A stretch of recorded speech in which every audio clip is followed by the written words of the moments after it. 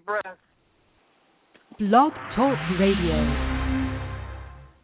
Jean-Luc, Jordy Specs, mysteries on the holodecks, asteroids, triple droids, telepathic betazoids, transporter, deadly claw, visitor from LA Law, photons, no Kirk, captain has gone berserk, shuttlecraft, Council Troy, Dr. Crusher's little boy, Klingon rights, parasites, new heights, phaser fights, Data's head, Tasha's dead, Riker's hanging by a thread, celebration, transformations, everyone to battle station.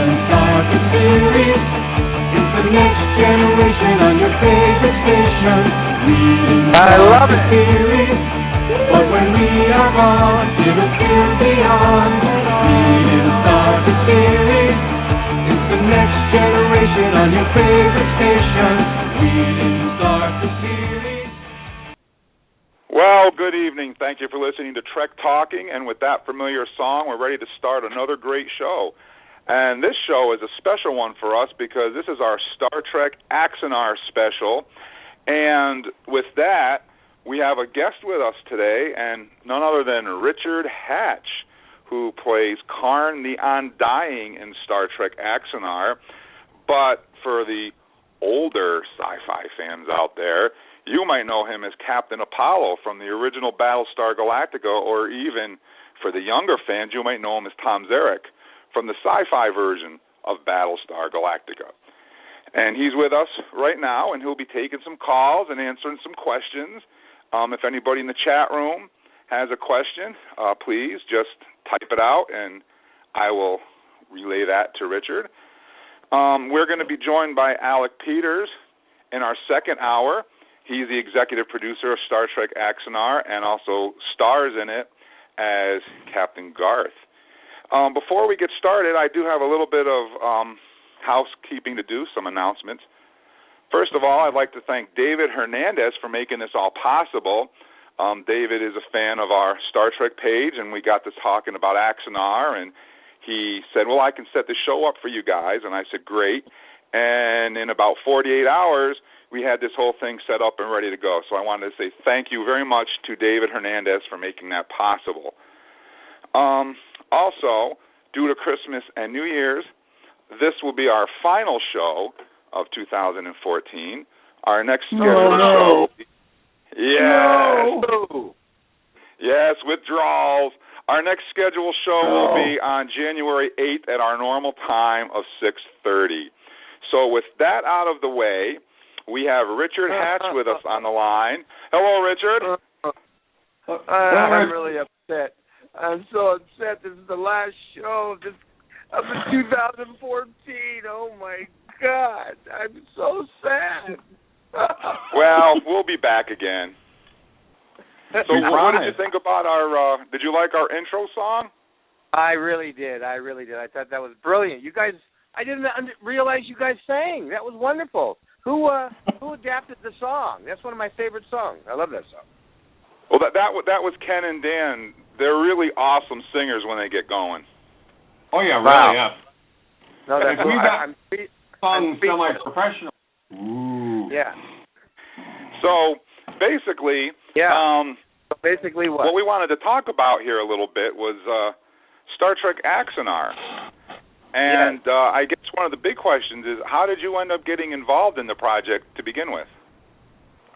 Oh, it was a wild, crazy night. Had way too much beer, and I kind of lost sight of reality. And Alec Peters cornered me and had me sign a contract, and I didn't know what I signed. I woke up in the morning and realized that I was in Axanar, and I thought, oh, my God, I'm going to begin this Star Trek, and I thought was a fan film, by the way.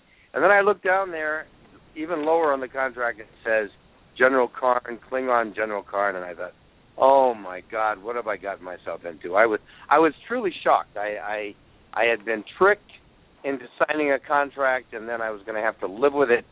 And thank God, the miraculous Alec Peters and Chris Cossack took this, what I thought was going to be a very high-end fan Trek film, because I kind of thought that's what it was. And then every step of the way, I saw the writing, I saw the script, I saw the scope of the production that they were shooting for, And then when I began to see some of the shots that were evolving, I thought, oh my God, these guys have stepped way beyond what could be even thought of as a fan film. And it's moving into that direction of an indie film, which, and I want to use that in its broadest terms. For me, it's almost on the level of a studio film.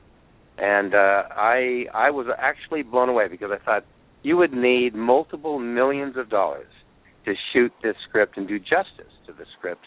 But when I saw the prelude, which was the introduction or the introductory documentary-style intro into the world, the universe, the characters, when I saw the quality of what they were able to produce, I was literally blown away. And I have to say that I'm so happy that I came on board, that I said yes. To be honest, when I gave it a few days thought, I have always loved Klingons. I love any kind of warrior society, whether it's the 300, the samurai, Last of the Samurai. I've always thought of that, whatever you want to call it, warrior code is something that I don't know how many people really understand it, or really, feel a connection to it, but I certainly have. For whatever reason, call it what you will. Maybe I was genetically, connected to another time in history.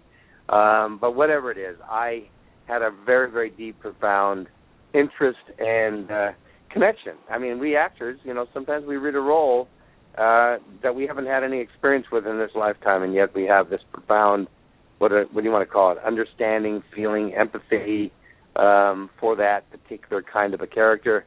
And for me, it's a little bit like playing Hamlet in Shakespeare. It's one of those kind of profound, deep, complex characters that you can really bite your teeth into and takes you on a really powerful journey into exploring this creative process called acting. So anyway, I was so happy that they actually thought of me, and I was shocked that they did, but I was very, very happy they thought of me and brought me on board. It's been an extraordinary ride so far. Do you think that as far as process goes, I mean, there's a point where you're going through this where you almost become the person you're portraying, and that gives you a better understanding of how things work? Acting is not about acting.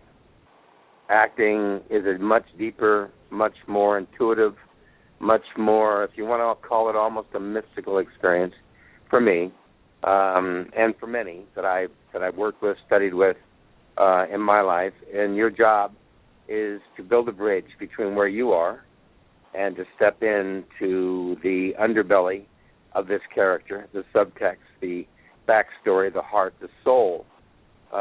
Tap into what motivates this character, what moves you, how this character sees the world, sees the universe, and you find a way into stepping into the heart of that.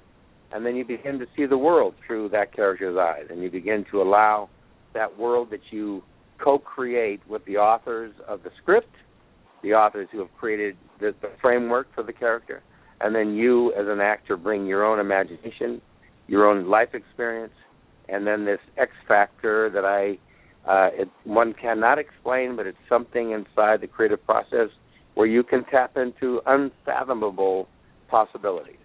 And so all I can tell you is that's what you bring to creating a character. And when you really connect to a character, you go into a world that you've never been in. You almost feel a part of it. It feels like a part of you. And you experience it moment to moment in an organic way, as if it was happening in the moment, and you're affected in the moment. So it's we always say less acting, more experiencing, and that's where great acting comes from. So that's how So it's sort of like the process is sort of like you're in a synergy between yourself as an actor, yourself within the role, the director and the intent of what the person who wrote the screenplay. The whole process is kind of a synergy between the three or four of you to bring this thing, to flesh this thing into what you call the deeper part of the character and the experience. So that you're bringing a character that's on a page, and then your job is to breathe life into it and make it a flesh and blood character, as if that character was alive and living, and you were going to portray a living, breathing character. Your job is to connect to that character on such a level that you can bring that multi-dimensional, multi-layered reality into a, like I said, an organic, living and breathing life. Your job is to connect like this. And all I can tell you is we actors, sometimes we find a character, sometimes we don't. Sometimes we half connect to a character. You can see great actors sometimes when they're not fully there playing a character, or they're basically just playing themselves in a character. And then other times you see an actor disappear into a character. And it's a very powerful collaborative process on Battlestar. If you read the page of the script and then saw how the actors brought those characters to life, you'd realize that the character on the page and the character that they actually brought into, into the screen, the one that you see, could be two very different characters. I mean, it's amazing what happens in that synergy between the author, the writer, the producer, the director, and the actor. It's a co-created event, but at some point, the actor is the one who more deeply connects to the character at some point. And if you've done your job and hired the right actor, then what happens is that the director, the producer, and the writers all are watching what the actor does with the part, and they begin writing for where you're taking that character. But in the beginning, they lead the way, and then as you come on board and connect deeper and deeper to that character, you begin to know more about that character than anybody else does. And then it becomes a really, like I said, if you got the right actor playing the right role and they really have connected to it in a deep way, it becomes this amazing thing to watch something that was on a page, a flat page, come to life as a living, breathing character. And I think that's where we are. I mean, we're all very well-seasoned, experienced, talented, gifted actors in the show, and we all approach acting, I think, as an art. It's not where we came in a time in history when you were not getting into the acting business because you wanted to be famous, make a lot of money. You came into it because you love the art, the process of acting. And these guys have been around a long time, and I take my hat off just watching their performances, watching them in front of the camera. We all inspire each other. I feel, really blessed to be part of this phenomenally gifted, talented company of actors, writers, directors, and the crew. Now, Richard, we have a question. We have a question from the chat room. Yeah. Graphics and design in the chat room says, let me get his question up, says that the prelude to Axanar seems to be from a Federation point of view. Will there be a part in this with the Klingon point of view from Commander Karn, of course, being played by you? Will we get to see the Klingon side of these incidents? Well, I do want to say that I hope. I mean, you obviously got to see in the prelude my character expressing his thoughts and feelings, looking back on the war 5 years earlier. So you got to get a little insight into how the Klingons were looking at the humans and looking at that war. But I think, and what I'm hoping, and again, I do not have the script yet, but from what I've heard and what I've listened to from Chris and Alec, they very much want to go into all sides of the equation. They want to really, really be able to, in a sense, not just look at it from one point of view, but really look at it as each side is looking at the other side. How were these characters' civilizations thinking? How were they feeling? What motivated them? What were they afraid of? What was the challenge? I think you're going to see all sides of the equation. And again, I don't have a script in front of me. Alec might be able to answer this more specifically, but I do think they are going to definitely go more. And by the way, the reason I think this will happen is in my conversations with. And by the way, it's a very open, very creative collaboration between all the actors and the director and the producer. So we can all share thoughts and feelings. And I personally really want to be able to explore more deeply than has ever been explored before the Klingon mythology, the backstory, the underbelly. Who are they? What motivates them?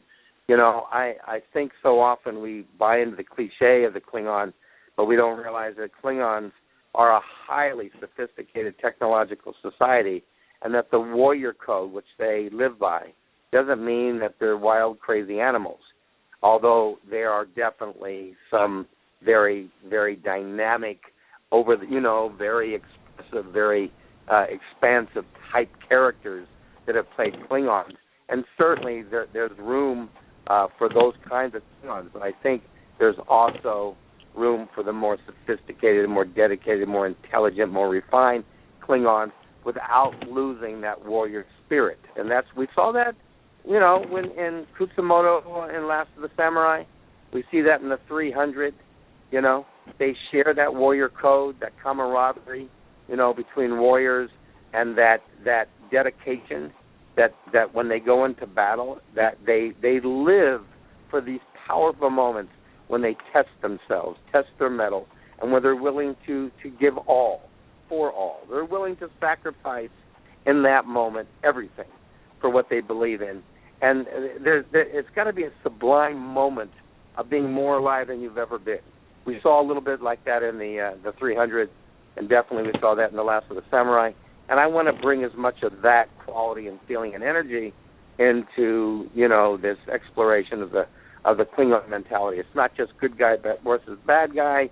We want to go much deeper and show all the layers and all the points of view. I think this is going to be a very, very, very unique, very insightful, very powerful piece they're writing.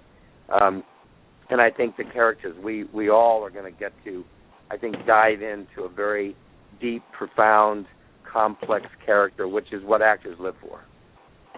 And, Richard, we have our first caller on the line. You ready to take a question from a fan?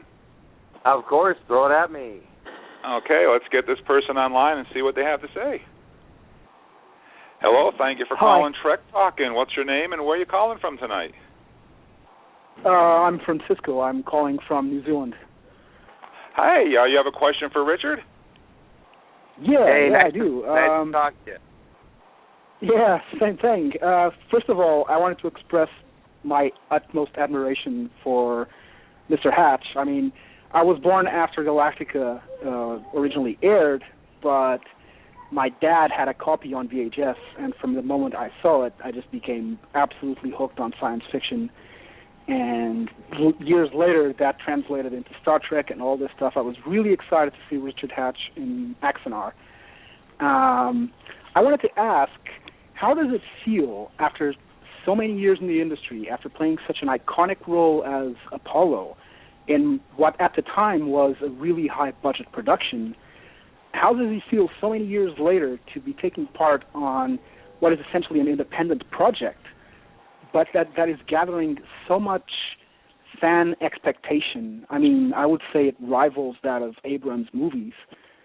I would actually say that to a lot of people it provides an alternative to Abrams' movies, but I'm not going to get into that debate here. How much different of an experience is it? I mean, there are two completely different time periods, two completely different levels of production, two completely different time eras for funding. Yeah, thank you for that question. No, I understand. I think first and foremost, we actors, and I want to use that word in parentheses, actors, because a lot of people call themselves actors, and I guess, if you act in front of the screen, you can call yourself an actor, but for me, acting is an art, it's a craft, and it takes a lot of dedication to really develop those talents. It really does. And that craft is all about creating characters, and it doesn't matter what the genre is, it doesn't matter what the story is, it's finding a connection to a character that you want to play, that you feel a connection to, bringing it to life, and hopefully for me, bringing a character that I really connect to life in a story that I connect to as well, because that's where heaven lies for the actor, the artist, is where you can be part of a story that you believe in, that you care about, that touches you in a profound, deep way. I was always a Star Trek fan. I watched the original. I watched Next Generation. I watched all those shows. I was a huge young actor in New York watching all the original episodes with Captain Kirk.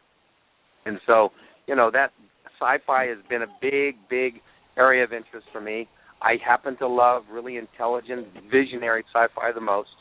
That's really what turns me on. But I love great storytelling, and I love playing powerful, really interesting characters, whether they're the so-called good guy or bad guy. So the point I'm making is that going from the original, Apollo, I played multiple characters, so-called bad guys, and many episodic. Came into the new Battlestar, played Tom Zarek, and so for me, it doesn't matter what the time frame is or how many years it's been. We actors are always going time from period pieces to the future, to the past, to the present. We're always playing characters in different genres, different worlds and universes. So that's not the challenge. It really, really is, whether you relate to the story, whether you relate to these characters and the relationship that these characters have to one another.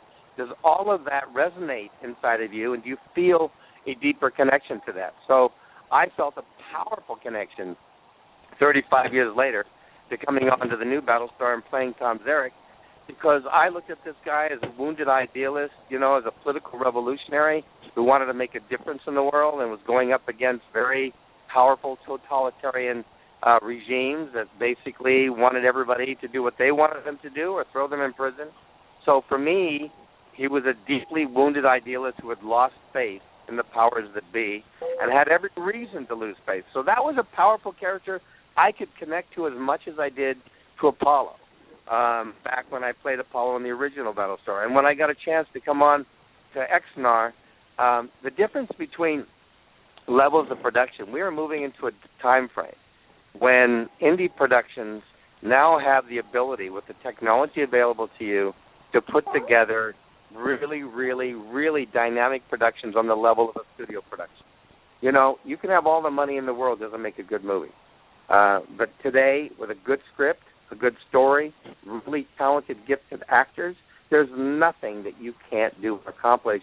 And thank God there are many, many artists out there on many different levels of production, both in post, in production itself, DPs, cameramen, editors, this, that, who have the love and passion for whether it be Battlestar or Star Trek, who are willing to come on board to lend their talent and bring all their skills to producing a quality indie production on the level of a studio production, and they'll do it for far less money. They might get paid a fortune to work on a big movie, and they'll come on board this. Why? Because they love it. They love the story, the world, the universe, and so therefore they're able to come on board and really, give you the kind of expertise that normally, you wouldn't have a budget for. So this day and age, we can do indie productions now on the level of studio productions, and it's just beginning. I think this is going to grow, and you're going to see higher and higher quality productions. Even the fan films, Star Trek fan films, started out with just fans, and they were very rudimentary, but they did a good job. These were people that hadn't done anything with film before, and then as you watched over the years, they got more and more sophisticated, more and more artful. Then they started bringing in professional actors here and there and professional people that were knowledgeable in production. And these productions have grown and grown and grown and gotten better and better and better.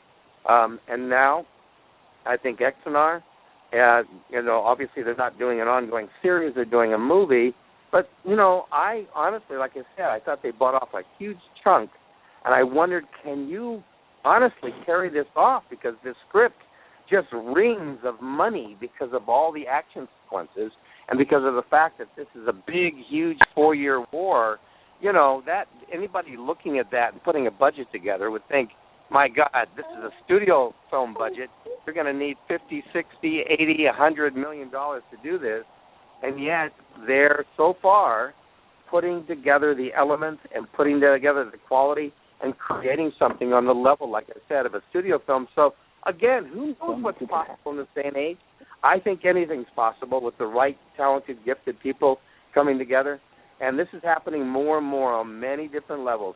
Indie productions are getting more and more sophisticated. And for me, I just want to be a part of great storytelling. I want to work with talented, gifted people who have a vision and who have the guts to follow it through and bring it to fruition. And it can be a network thing, it could be a studio film, but I honestly think the indie alternative marketplace, whether it's online and doing an online series, like Felicia Day with The Guild, like they're doing with Loadout, with Machinima, basically did with Wayside Productions to produce a live-action adaptation of a game that's going on Sony PlayStation 2. You're going to be seeing higher and higher quality productions with some of the most gifted, talented artists in the world being part of those productions. So I think this is a new day. And all I can tell you is that for me, what makes me want to be part of anything is because I resonate with the story, with the characters, and with the people that are putting it together. So this is this is an exciting journey for me. Why do you think there's this shift towards? What do you think is the reason to there being the shift to independence? Because it seems to be where we're headed. I mean, what's the impetus for this kind of a phenomenon? The studios have been the gatekeepers for so long, unfortunately, and so many wonderful projects. As you know, how many wonderful shows have been canceled way before their time because it didn't fit the network business model. The networks are over-leveraged. They need to make a lot of money to justify any show staying on the air. And the unfortunate part of that is that a lot of good shows go off way before their time. And in this day and age, a lot of shows that are really, really good get thrown out there, and after 2 episodes, they cancel it, and they never give it a chance to find its audience, even if it's a really good show. So I think the whole indie marketplace is opening up, especially with the technology that's now available, the sophisticated technology and all the wonderful artists, talented, gifted filmmakers that are out there. They now have access, because of the Internet, they can go directly to the audience with their product.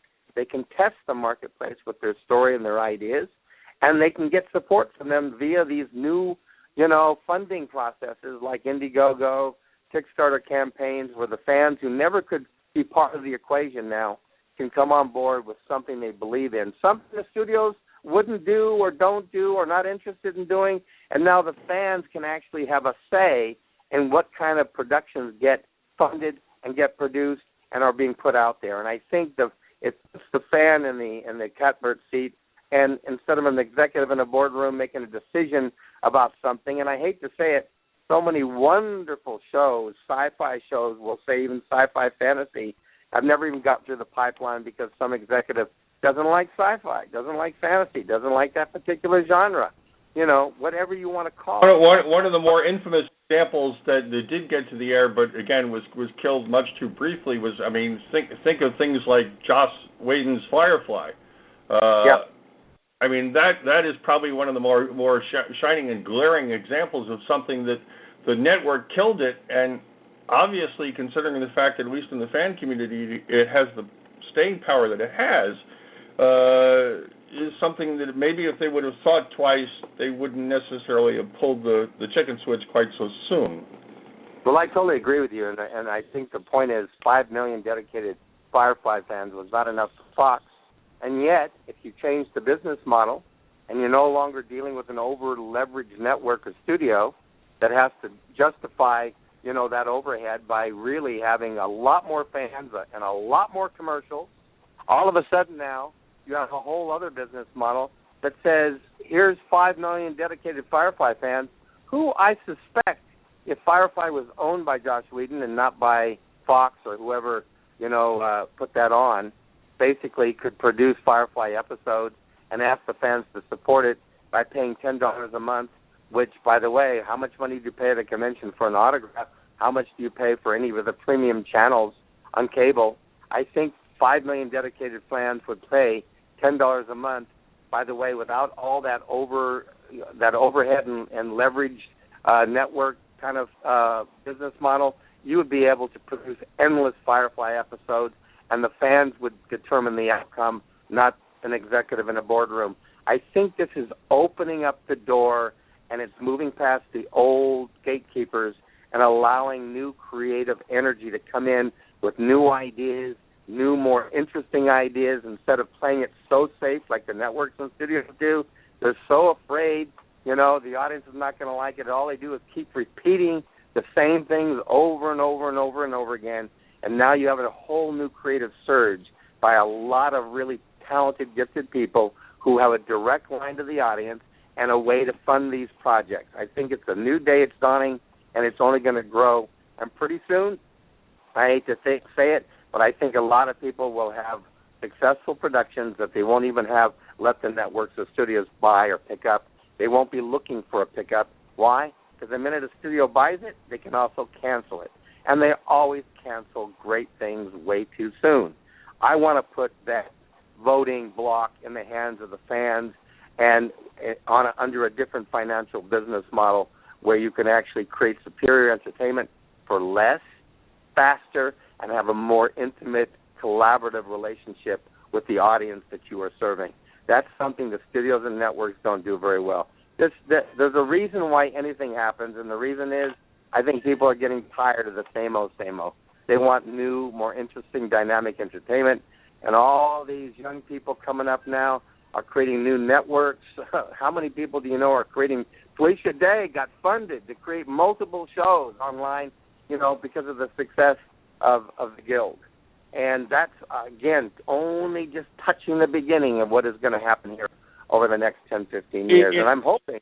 Yeah, it's interesting in a way, but I think it was either today or yesterday on Facebook, I got involved in a discussion, and what I brought out, too, was, again, this whole difference in terms of the model, brought out the fact that, say, maybe 50 or so years ago or earlier, it was a different model. You had the so-called, quote-unquote, studio system, where the studios were big enough that they just made movies. They just did their craft. They didn't have to worry about this stuff. They didn't have bean counters. They didn't have leverage. They didn't have anything else like that. They just sat there and made movies. Now, were they all really stellar? No, but everybody got paid and everybody had a job, and nobody necessarily had to worry, who am I pleasing now? Well, I think at the beginning it's like companies. New companies are edgy, they're excited, they're risk takers, they got a lot of creative energy, and they do dynamic things. And then as they become too successful, they get top-heavy, over-leveraged, and then they start getting redundant. They start playing it safe. And then they lose track of where the marketplace is going because they're slow to respond to the marketplace. They get too old, too big, and too tired. And then you have a new company come in with new energy, and all of a sudden new creative things come out. Well, that's what's happening. A lot of these companies, I think, have gotten slow. They're not with the times, and I think there's a lot of new creative people coming into the marketplace who realize because of the Internet, because of the way that you can build a relationship to the audience, there's a whole new creative surge of finding new ways to distribute, new outlet, new ways to fund, new ways to produce, new ways to film, new ways to get their product to the marketplace, and new business models which are being created. So like I said, it's a very exciting time, and I think there's a great deal of really exciting energy, and I think these filmmakers, these artists, they're on the cutting edge of where the marketplace is going, and I think the studios and networks are, a little slow to respond, and they're caught up in the past, a little bit like education and a bunch of other things. They're still operating in a century ago as opposed to where the world is today.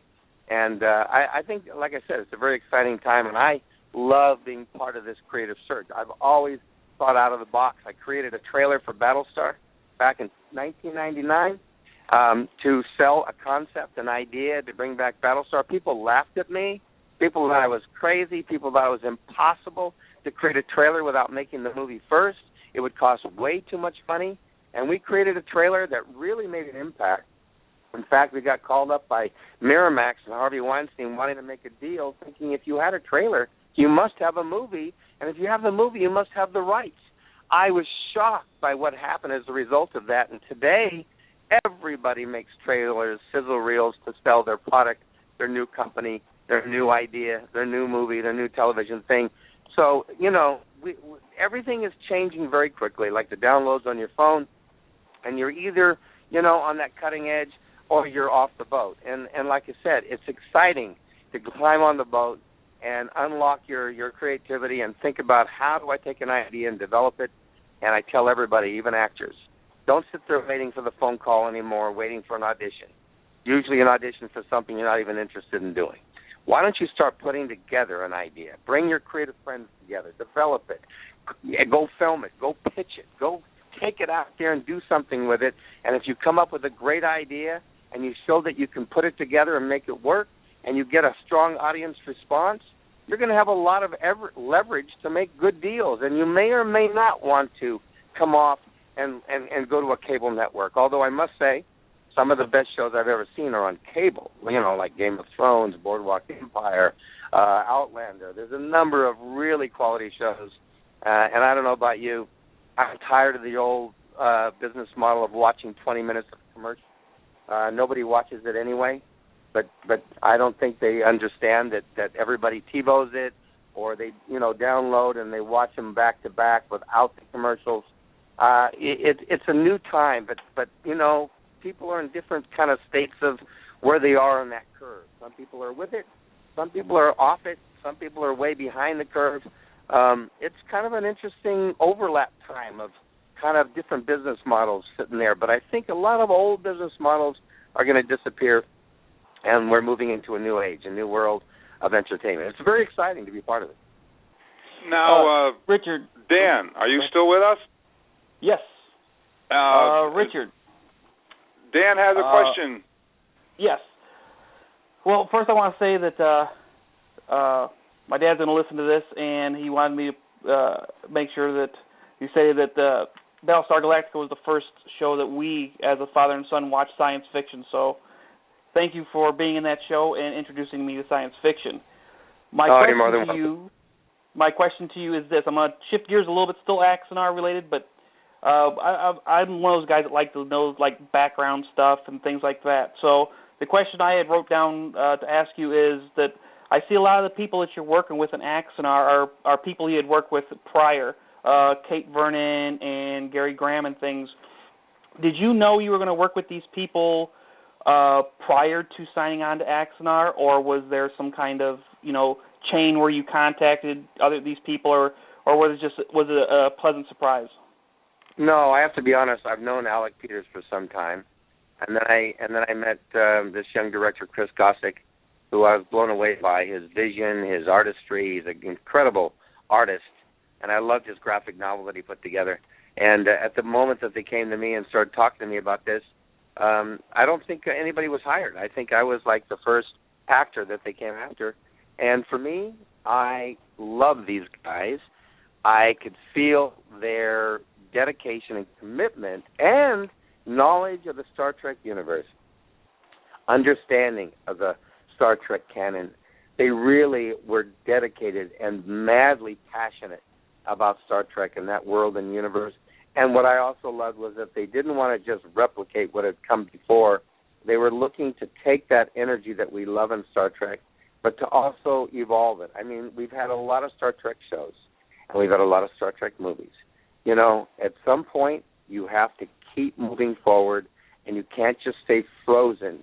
You've got to evolve things. You've got to allow a new creativity, a new energy. I think some of the problems with the older Star Trek shows was after several years, they lost their creative energy. They lost those insights, those epiphanies, and we weren't getting the same kind of quality productions that we so love. And I think bringing in new creative energy, can take a show, a genre, a story to a whole new level. And what I loved about these guys is they're breathing new life, I think, into the Star Trek universe without violating the canon. Now, I'm not an expert on it, but I think that they've gone into an area that hasn't been very rigidly defined.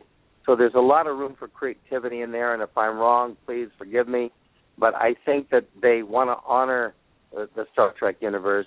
They don't want to violate it like Enterprise did. And so I think that they want to bring and evolve and embellish and go deeply into this story that they're creating, which I think is fascinating, because whether this was in Gene Roddenberry's mind or not, I think it's kind of interesting that you have the Klingons that seem to be far more technologically superior than anybody, and were kind of dominating the universe at a certain period in time. And they were a warrior society that really would not have respect for people like warriors do until they come up against a worthy adversary. And here were the humans that basically, were several steps behind, and were challenged to like when we got attacked by Japan. We were forced to unlock and unleash, the creative might of America and we overcame. We always seem to have to get knocked in the face sometimes to wake up and bring out our best. And I thought there was kind of a nice metaphor there.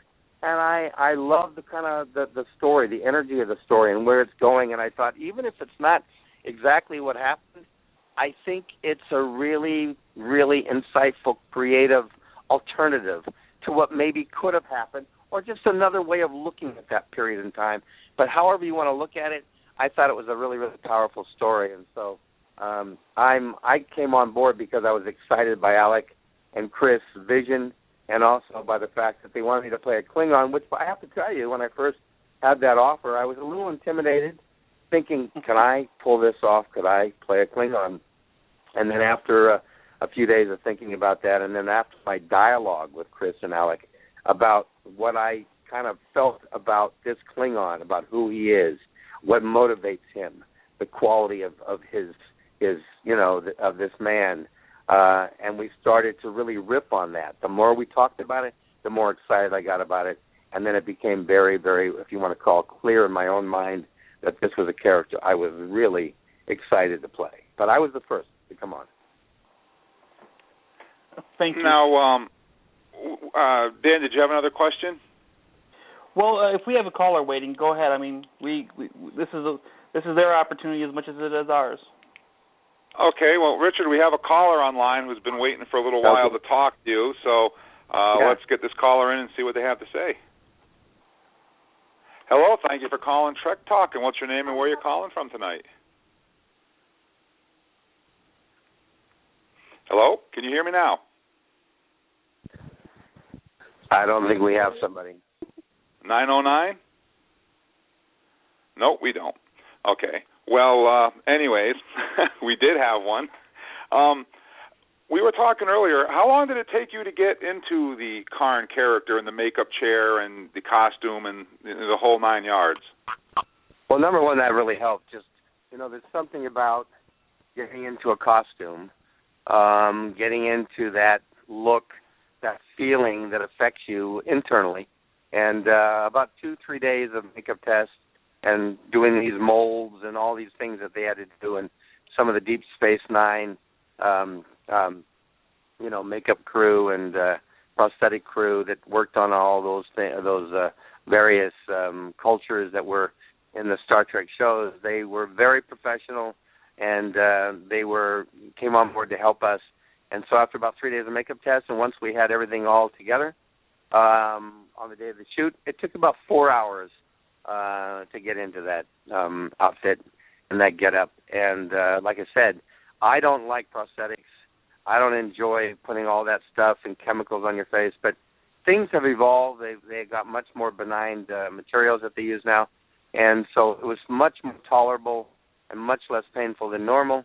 But I have to say, the Karn is such a I feel such a strong draw to know him, to climb into this man, and to find out more about him. And like I tell people, I've already begun that process. It's see an actor playing a role on a movie, television show.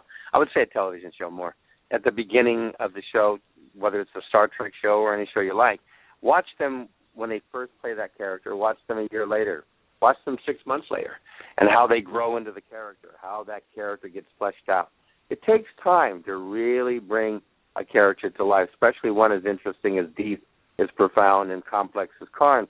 So for me, it's a work in progress, and I'm really, really drawn to it. I'm compelled to it. So, but getting into the physical aspects of how this character looks was really helpful in moving into his body language, his energy, and then more and more as I learn about Klingon, the language of Klingon, I'll get into the pacing and the rhythm of that language and bring some of that into the English language. And like I said, it'll continue to grow. I love the challenge of doing this. Now, we have our caller back, but before we bring our caller on, so caller, please hang on the line for a second. Before the show came on, we were talking about Klingon singing. I have a short clip that I play on every show at one point during the show, and this is a Klingon drinking song, just to give you an idea of Klingon singing, and here it is. Ezem tave deja I, ezam sotas gos vaskral baitik, Epazazla mozaz buz, zaz keles molo nichok chu. Gosh. I love it. So, Richard, we may hear you singing a Klingon song in Star Trek Axanar. Hey, why not? I love it. That was great. Okay, so we have our caller back. Let's see who it is and keep this thing rolling. Okay. Hello, caller. What's your name and where you calling from tonight? Hi, this is Jennifer. I'm calling from North Carolina. Well, hello, Jennifer. You have a question for Richard? Yes, I do. I am very curious, and actually you've already touched on a little bit about learning the Klingon language.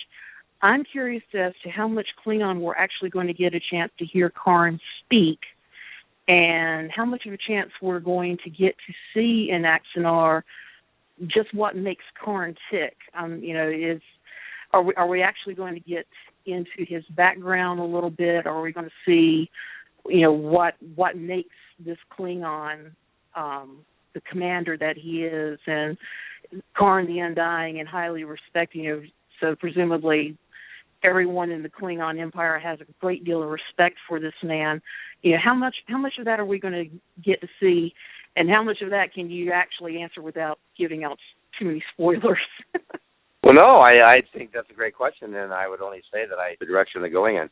And I think he's definitely going to, not speak the whole thing in Klingon, but he's certainly going to be speaking Klingon, especially when he's on the ship, or when he's dealing with other Klingons. He most likely will speak some Klingon. The question is how much, but I don't think it's how much. He'll speak enough Klingon to give you, because, again, I think, unless you want to have all subtitles, which you certainly could do, but I think there will definitely be some Klingon spoken, and I definitely think you're going to see more of his backstory, his underbelly, because that's what we've talked about. I mean, I don't know what they'll ultimately do, but in all our conversations and our dialogue, I mean, that's how I work. That's what motivates me, is to get into a character in a deeper, more complex way, to get into the underbelly, the backstory of that character. And so I don't want to just have this character giving orders and directing the war. You've got to see, just like Garth of Izar, you've got to see what's motivating these characters, how they feel,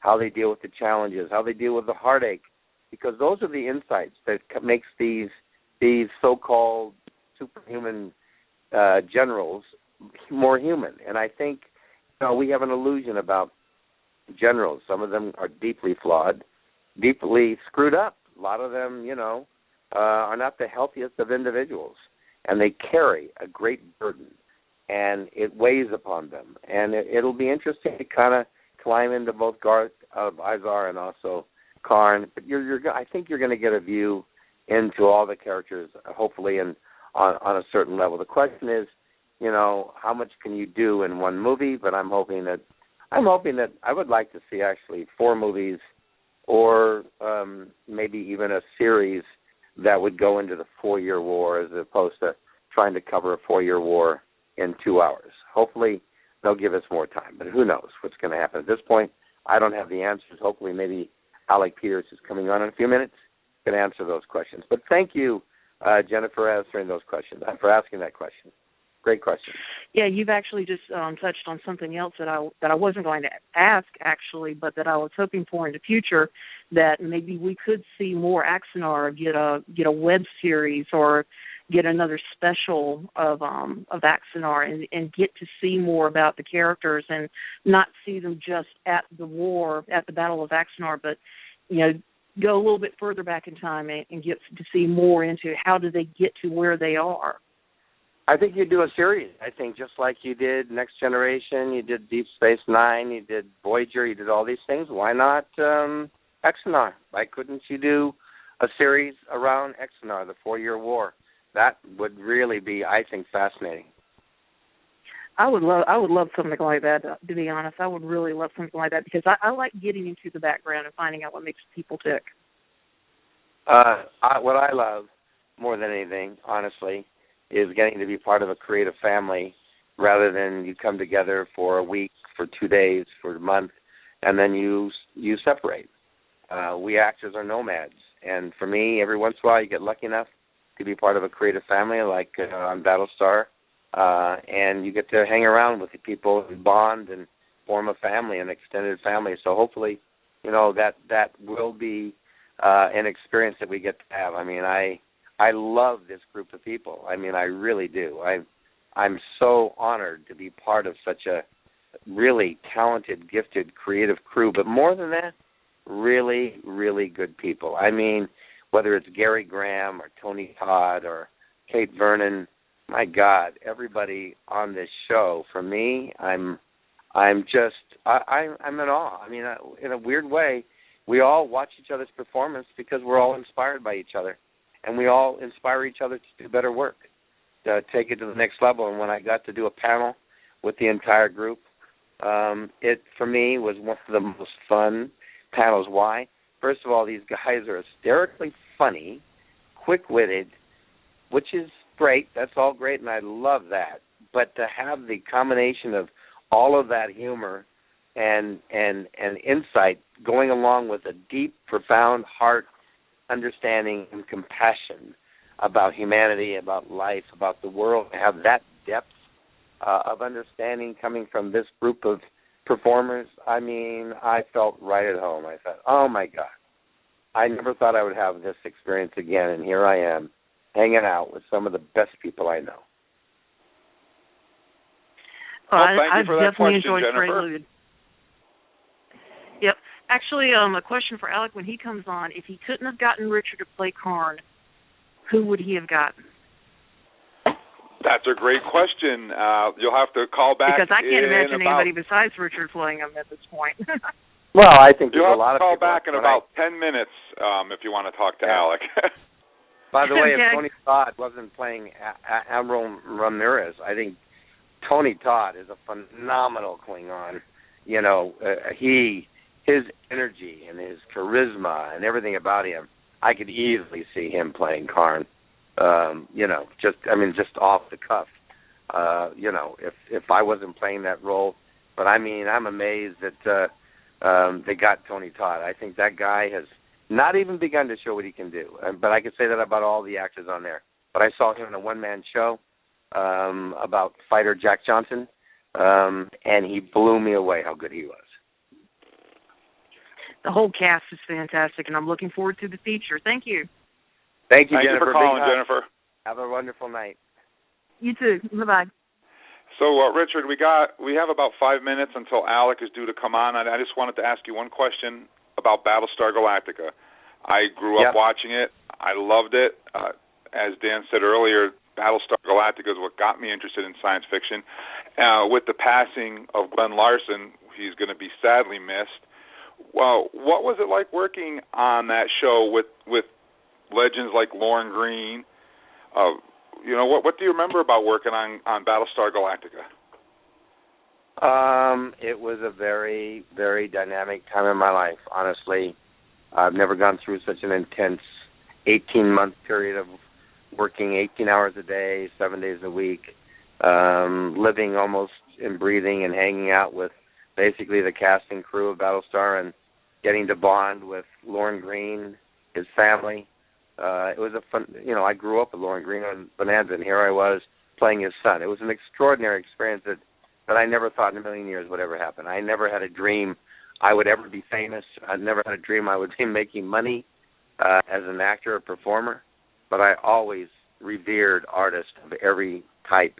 I just thought, I live today for inspired artistry, inspired performance, inspired movies. Movies always affect me in a deep way. So, whether it's a television series, a movie, an actor, a singer, a writer, a dancer, whatever it is, gymnast, athlete, I live to see great performances. So, I got to hang out with some pretty extraordinary people on the original Battlestar and also the new Battlestar.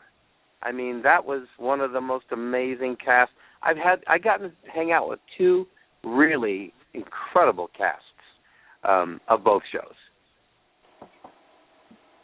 And we have Alec on the line here, I believe. All right, Mr. Alec, you're on, buddy. Hey guys, how you doing? Hey, have you been listening? I listening to the end there, to the last about 10 minutes. I was eating a nice hot bowl of chicken noodle soup with my lovely lady, Diana, who cooked it for me since I've been struggling with a cold for the last day. So, yeah, I think Richard and I are the same way. We already know what each other's going to say. We've done it so many times. Yeah. So Alec, noticed your comment on the Star Trek Axanar page. Congratulations on finding a home for Axanar. Yeah, thanks. That was very exciting news. We were really, really pleased about that because we've put 3 offers in on 3 other places and gotten turned down each time because we're a new company and places don't want to take the chance that we're not going to fulfill our lease. We're signing a 3-year lease. So today was very good news. So that lifted my spirits. And Richard, we have about 4 minutes left with you. So is there anything you'd like to say to the fans about Axanar before we start abusing Alec? Well, I would only say this. I know fans get very particular about all kinds of things, and I understand. I totally honor that and appreciate that. Everybody has got things about a show, a story, and if people change it or alter it or evolve it, they get upset. I get that, and I honor that. But the only thing I would say is that, life goes on. Life is about taking an idea and continually exploring it, expanding upon it, evolving it, and all things need to grow, evolve, and change as part of life. So in a weird way, I think there's been so many wonderful Star Trek shows, movies, all that good stuff, and there's a lot of room to bring new creative energy into the Star Trek universe without losing the heart and soul of what we love about Star Trek. And yet you can take it new directions, you can explore new ideas, and that's what they're doing with the movies. That's what they do with the various series, and I think people need to, in a sense, open your mind, open your heart, give this amazing story a chance, and see what the if you want to call it, let yourself explore where this story is going to take you, because I think if you can open your mind, you're going to be inspired, and you're going to find a great entertainment that's going to move you, inspire you, entertain you, and take you on that phenomenal journey that we love. Take us where no man or woman has gone before. I think this is going to be very much a part of the, if you want to call it, the Star Trek iconic, story topography. So that's all I want to say. I just think it's we all need to open our minds and give these productions a chance. My biggest problem is when they change the underbelly of it, when they change the heart and soul of the piece, and sometimes they do that with classics that we love. But I don't think they're doing that here. I think they've captured the heart and soul of Star Trek, and they're taking it forward with new energy, new creativity, new vision, and so I can't wait to see it. That's my word to the wise. So say we all. So say we all. Well, thank you very much for taking some time out of your busy schedule to spend with us tonight, Richard. It's been great. You're welcome. All right, and, have a great Dan, talk here, Alec. Do you have anything to say before Richard leaves, Dan? Dan? Silence is I'm sorry. Yeah, thanks for giving us your time, and you answered my question, and I'm happy. Thank you. Great. All right, guys. Have a great night. Happy holidays. Thanks a lot. Hey, everybody. Good night, Richard. Good night. Okay, so that was the end of our first hour. It flew right by here tonight. Wow. And I see Richard's been a huge draw because our chat room is full and my phone lines are full. So with that, I'm going to introduce our next guest, none other than Alec Peters, who is the executive producer, creator, brains, visionary behind the Axanar world that we're about to see. And he also plays the lead role of Captain Garth in Axanar. Hey, Alec, welcome to the show. Hey, guys. Thanks a lot. Pleasure to be here. And I guess I'm getting questions already in the chat room for you here.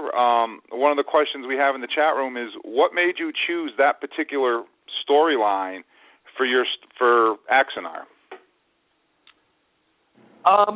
Because Axanar exists because I was interested in the character of Garth of Izar. I think more than any other character in the original Star Trek, when we saw him in Whom Gods Destroy, when you see him, you only see two moments of lucidity for him. One in the transporter room when Kirk's tried to escape unsuccessfully, and Kirk's trying to reason with him, and you see a little of his nobility, and then at the end when he's recovering. And I was fascinated by this character, and I wanted to know more about him. I wanted to know who he was. What's the Battle of Axanar that they talk about? Why is he Kirk's hero? These are questions I wanted to ask and have answered, and so I decided to answer them myself. Now, if anybody that's listening who has not seen Prelude to Axanar, although I can't imagine there's many people out there, there is a link posted on our Facebook page, so you can go and watch that at your leisure. But one of the questions I had for you is, obviously you're a Star Trek fan, correct? Oh, huge! I put my credentials up against anyone. When I watched the Prelude to Axanar, I saw tons and tons of moments that were paying homage to original Star Trek. Right. You know, there's one scene where the Ares floats up out of the clouds, kind of like the Reliant and the Wrath of Khan. Another thing that I noticed that I thought was phenomenal on your behalf is one of the scenes where they show, I don't know what ship it was, battling the Klingons. You actually have the phasers pop out of the hull, very much like they did on the USS Kelvin in J.J. Abrams' version of Star Trek. Did you do that intentionally to tie these together, or was that just something that you liked? Well, that came from Tobias Richter. Tobias Richter did that for us, our visual effects genius. And we were like, well, why not use that? And then, he decided basically he wanted to use it because we had decided we were going to use some of the designs from the JJ universe and alter them. So there's some basic, the basic hull shapes that you see are from JJ Trek and then modified. The nacelles are changed, the roll bars installed. There's things that are different about them to make them Prime Universe. Because basically, as everyone who's a student of Star Trek knows, that the key event that differentiated the Prime Universe that we all know and love from the JJ Universe is the entrance of the Narada into the time period of 2233 and meeting up with the Kelvin. That's what fractured the timelines. So my feeling is that, and I discussed this with Tobias when we were deciding, we did the Ares first, and then he did the D6, and we had these other Klingon ships from the legacy Klingon ships, but we had no legacy Starfleet ships. And he said, well, I have the ones from the JJ universe, and I said, why don't we take those and retrofit them to be Prime Universe? Because it makes sense that there would be parallel development in the two universes. That Starfleet isn't going to totally change 100% just because of the interest in the Narada. Now, we see ultimately then in 2245 when 2253, I think it is, JJ Trek takes place, 2253, 2255, I forget now. You see, at that point, you see his versions of those ships plus the Enterprise is the new one. Well, we're taking place in 2245 in the Prime timeline, so we're simply saying, hey, those ships those were the designs, that was the evolution of Starfleet, but they were different. They had Prime Universe nacelles on them, and they had different things. But so the long story short is yes, the influence was there. It was a conscious decision to show an homage to the JJ verse. Now, Star Trek Axanar, the Prelude to Axanar, is done more like a documentary, like something you'd see on the Discovery Channel. But the actual movie, Axanar itself, is going to be an actual movie, and it's not going to be done documentary style or camcorder first person. It's actually going to be like an actual movie, correct? Oh, absolutely. It is your typical narrative filmmaking. And also, Dan, did you have any questions you wanted to ask Alec? Because I'll just keep on rolling if you don't jump in. Actually, I have several. I wrote up questions for both of them, but I got one for you here. I noticed when I was going through, because I did some research the other day, that you portrayed the same character in Star Trek Phase 2. Did you portray that character and then come up with the Axanar idea, or did you have the Axanar idea first and then said, hey, you guys, I'll play this character in Star Trek Phase 2 as, you know, because I'm interested in that character?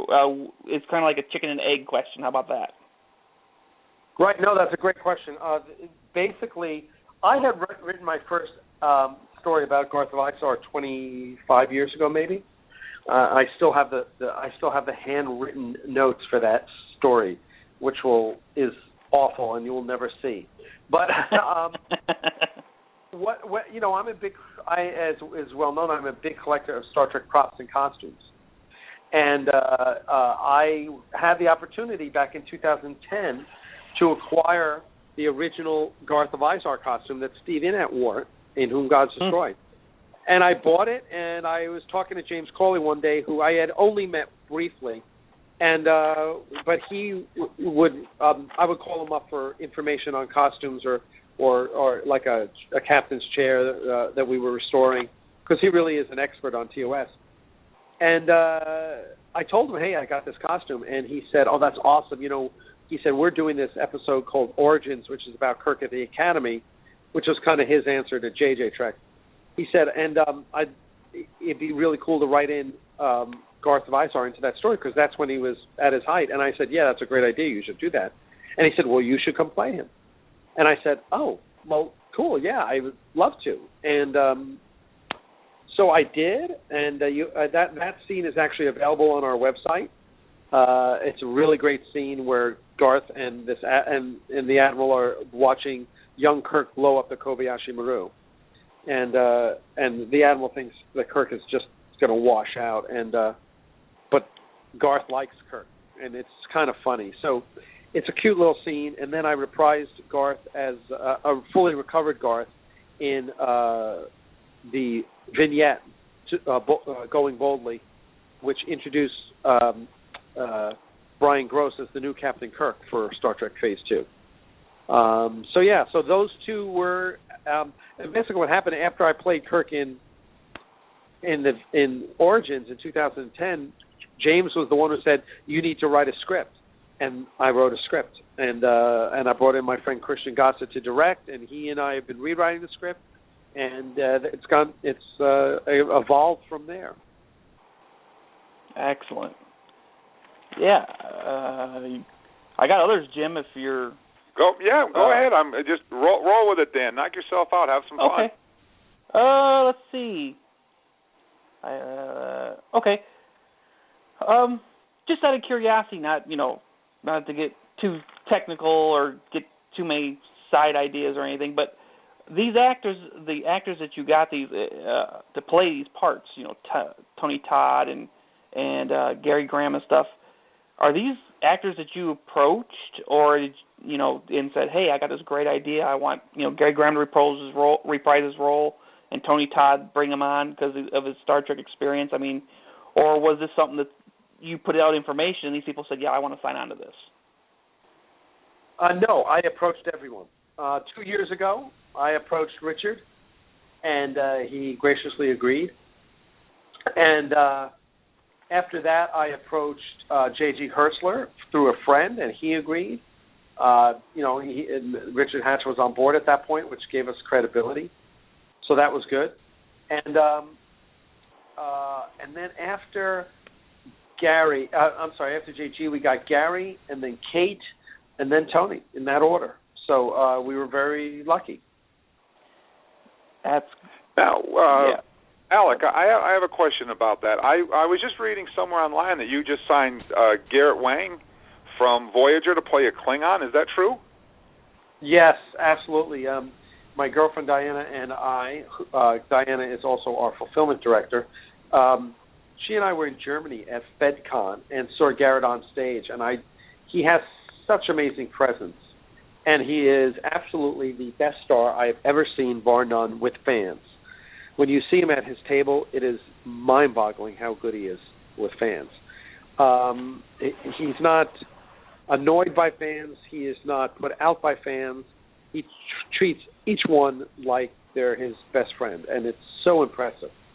And I just felt that not only is he a good actor, but I felt that quality in him would serve our production well. He would be a good ambassador for Axanar. And so, so that's kind of where we added Garrett to the cast, and we're very excited about that. And so we were just up at the Creation Star Trek convention in San Francisco, and JG was there, and so I got to meet Robert O'Reilly, who played Gowron, and JG's like, you need to find a part for him. And but the way we cast is we have to have a part. We don't, right? A part has to match up with an actor. We don't just put actors in Axanar. We have to, and so I'm racking my brain over Robert, and I'm going, well, I don't want to see him as a Klingon, and I really don't have a role for him as a human, because there's really not many human roles. Certainly not for an older gentleman. All the roles are the Ares crew right now. So, and I was like, I don't know what I'm going to do. And then we recently have been having talks about Tellarite, and I said, wait a second, he needs to be the Tellarite captain. That would be. He has such this amazing personality. Rob is just, he's so much fun. He really is just a wonderful person, and he's from New York like me. So we got off on talking about New York together. And I turned to Diana. Diana was sitting between Rob and I, and at one point I just turned and said, Tellarite, captain. And she was like, yep. And then I called Rob Burnett up on the phone, and I said, Robert O'Reilly, Tellarite, captain. And Rob's like, yep. And so I think that's what we're going to do with Rob, because we love him dearly, and he's just, you want great people on this cast. You don't just want great actors. You want great actors who are great people, and he definitely is. Now, how's the Kickstarter campaign going for Axanar? Well, we had our first Kickstarter for this feature back in July and August, and that was, we raised $638,000, of which we got $571,000. Understand that we don't get all the money. Obviously, Kickstarter takes 5%, Amazon takes 5%, so we wound up with $571, and of that we're setting aside about $70,000 for perks. So we have about $500,000. We start spending that on pre-production. That's been very important, and now getting the facility that we just we had our offer accepted on today. So that is going to suck up a large portion of that money, because we're paying a year's rent in advance, which is the way we were able to secure a facility. Plus you have your security deposit, plus you have your retrofitting. So all told, it's going to cost us $250,000 just for the facility. But it will be, the premier of, small facility of its kind. We're real excited about it. It's going to be great. I think people are going to be really impressed. Now, where can the fans go if they want to participate in the Kickstarter for Axanar? So our Kickstarter is over now, but that doesn't mean you can't donate. You can still donate to Axanar, and you just go to our website, StarTrekAxanar.com or AxanarProductions.com, either one. And when you go there, you'll see in the navigation bar, you'll see it says Donor Resources. Just scroll down to Retroactive Donor Packages, and you can donate to either of our Kickstarters. We don't have all the levels available, but we do have, if you want, most people want the CD or the DVD or the Blu-ray, meaning the soundtrack CD, or they want the DVD or Blu-ray. And those packages are available. And so we've been getting a steady stream of donors that way, so it's pretty exciting. Yeah, it seems like a real quality production. Now, I have another question to ask you, and I don't take this personally, please. One of the things about, because I know you're a huge Star Trek fan like the rest of us, but a lot of these Star Trek fan films that we see out there, you'll have your neighbor play this one and your mother play that one, and you'll play Captain Kirk, and your brother will play Scotty and that type of thing. And, usually when you watch these, the production value is pretty decent, but the acting just doesn't come off as, what you're expecting for a Star Trek production. Now, this is the part that I don't want you to take personal. Surrounding yourself with the quality of the actors that we're hearing, Gary Graham and Richard Hatch and so on and so forth. Did you feel intimidated stepping into the lead role of your own production with no acting experience when you're going to be performing with these phenomenal actors? And how did you deal with that? Yeah, well, the first thing I did was I enrolled in one of the top acting schools in Hollywood two and a half years ago. I started studying at the Howard Fine School. And over the last year, I've been studying with Richard Hatch. He's my acting coach, and we have class every Tuesday. I'm going back to Howard Fine also in January for a couple classes with my former professor there. So I've been working pretty hard for the past 2 years, 2.5 years. And I think when we envisioned, as Richard said, when we envisioned this, we thought we're going to be a really good fan film.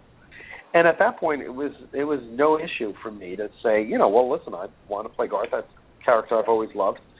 And what's happened is that Prelude kind of took off, and all of a sudden, it's way better. It's not just, I keep saying it's not a fan film because it's not a bunch of fans. It's a bunch of professionals that have done this. Almost everyone in this production is a Hollywood professional. So it's a little intimidating. And I went into Prelude with the understanding of that, and Chris and I talked about it, and I said, look, if I'm not good enough, then I will recast that role. I have no problem stepping aside. And it was something we talked about and something I was serious about. And then afterwards, Kristen thought I did, this is before we even put it together, before we even edited it. Kristen said I thought I did great. I was like, well, okay, that's Kristen. He's one of my best friends. So I can't really, take that as the truth. And Richard said, oh, Alec, I really just loved your performance. He said, I thought you did really well. Well, Richard, my acting coach, and I always say Richard's never met an actor he doesn't like. I mean, he's the nicest, most decent human being, most supportive acting coach. He's just wonderful. This is one of the reasons I love his class so much. So I was like, well, so that I still wasn't convinced that I was any good. And it's funny because if you ask all of these actors, they all think they suck. They're all like worried they're going to suck. And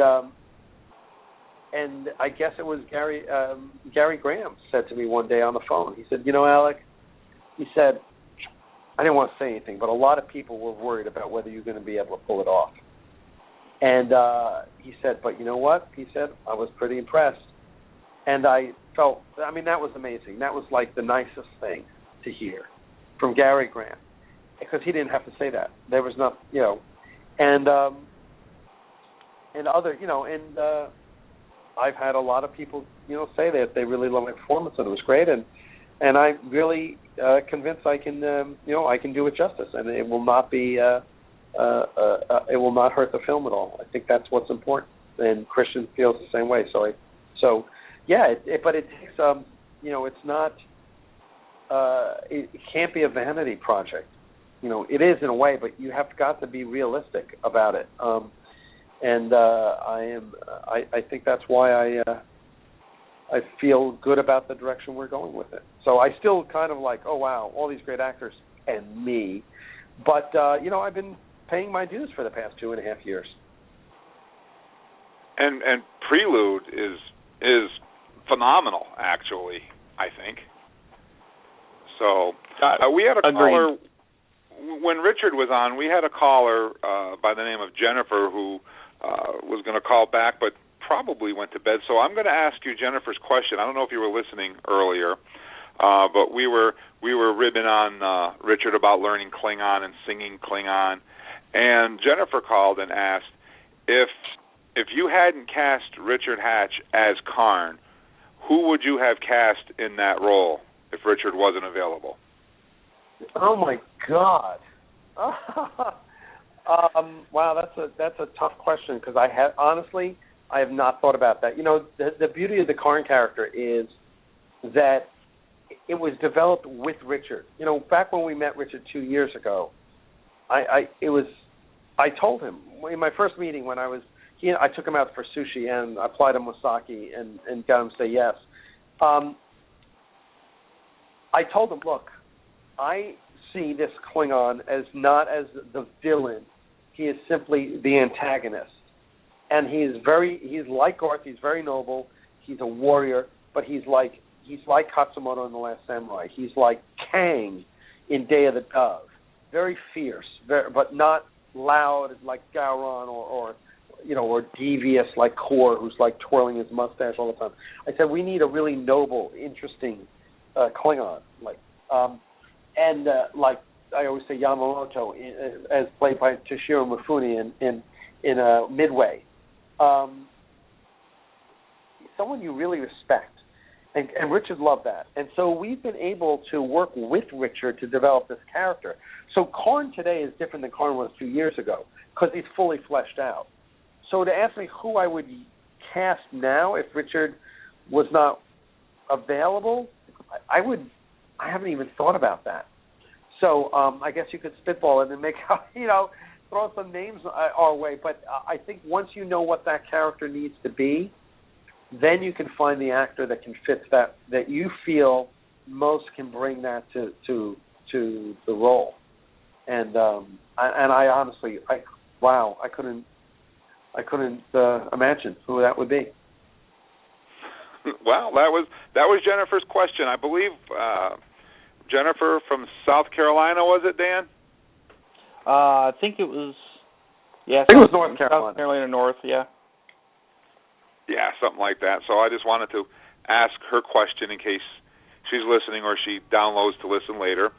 So that question was from Jennifer. So how long did it take you to actually flesh out the idea and develop the prelude to Axanar? It looks like a professional quality film when you watch it. The graphics are outstanding. The soundtrack, everything about it looks like it could be a movie in a movie theater.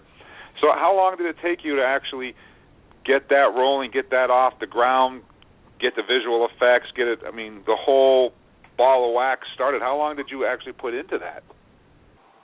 Wow. Well, we started Prelude in the Kickstarter in March of this year.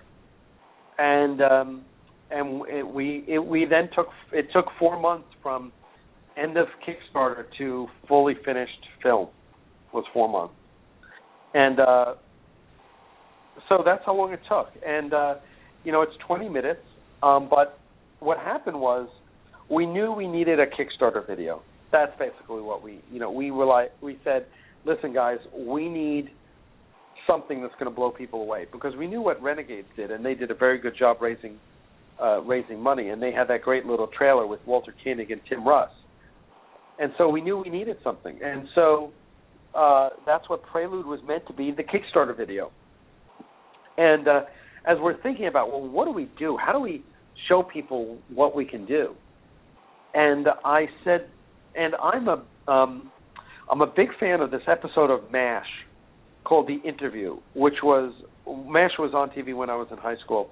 And I remember it so clearly. And it was a black and white episode about this newsreel interviewer who interviews the MASH characters in character, just sitting at a table talking about themselves and the war and how it affected them. And I said to Christian, I saw that, and I said, that's what we do.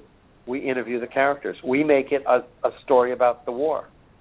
And so I pitched it to Christian one day, and he was like, "Oh my God, that's brilliant!"